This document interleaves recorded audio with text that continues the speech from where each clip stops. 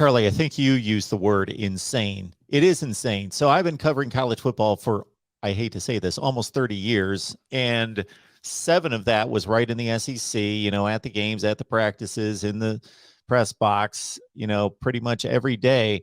And now from afar, trying to cover the national landscape from afar and never at the stadiums or the practice fields now. But what I'm getting at is I talk to guys like you. I talk to beat writers all the time, every day, have them on here. And even I get surprised I forget that, okay, in addition to the regular season, August camp, individual workouts, spring football, winter workouts going on right now, a lot of weightlifting, a lot of running, everything, winter workouts going, that there's like a zillion of these camps that are like every weekend going on somewhere that these coaches are going to. It's like nonstop all the time.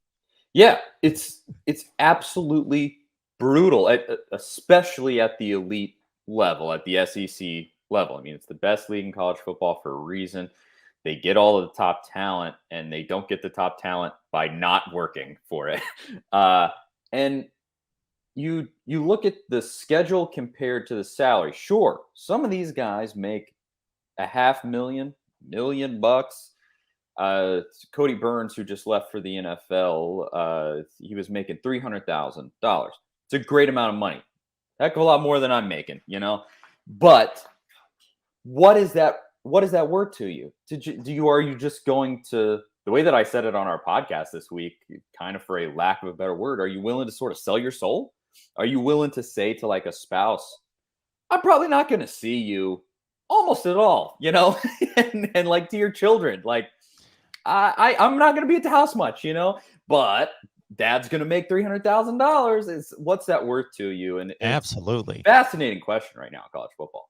Because this comes out from time to time, and the time that it comes out, at least that I hear about it the most, is at conference media days, and we're focusing on the SEC, of course, where you understand that these coaches, they'll talk about these vacations they had, and they'll make it sound like a big deal. And it was like, they had like a long weekend right before SEC media days that they were able to get away for like 3.5 days. And they were probably on their phone half the time anyway, texting recruits and doing and just organizing things anyway. So was that really a vacation?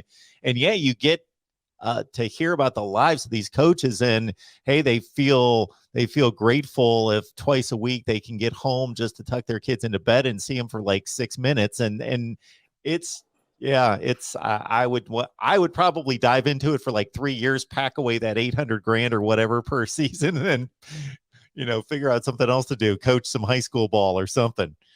Yeah. My goodness. And you see that happen now. It's some of these guys, they get fired, if it's a head coach, you make enough money. Some of those guys make, now it's like 10 to 15 million bucks when you get fired as a head coach. It's different. It's obviously far less for assistants, but like these head coaches, they just take that money and they go, I'll go be an analyst on ESPN.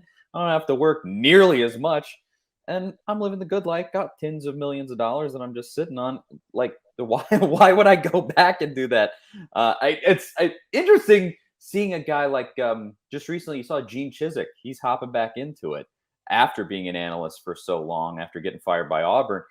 And I would be very interested to talk to him and go, the landscape in college football right now is just on another level. Like, what is it? Is it sociopathy? Is it, is it just a competitive drive that the bulk of society doesn't have within them?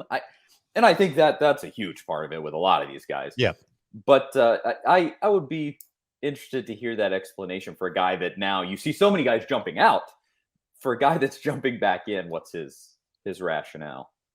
Yeah, because you mentioned the ESPN analyst role or whatever network you want to throw in there. And you got to figure for a guy that's a football junkie that has all that experience and that expertise, that would be the plus job, because you can watch all the game tape you want. You can still be a football junkie, watch all the football you want, but you're not responsible for it. You just give your opinion, and you can dim the lights and shut off the online, the video at 5:00 if you want, and then live a normal life and just travel to a game on Saturday during football season. There you go, or whatever. Sit in the studio.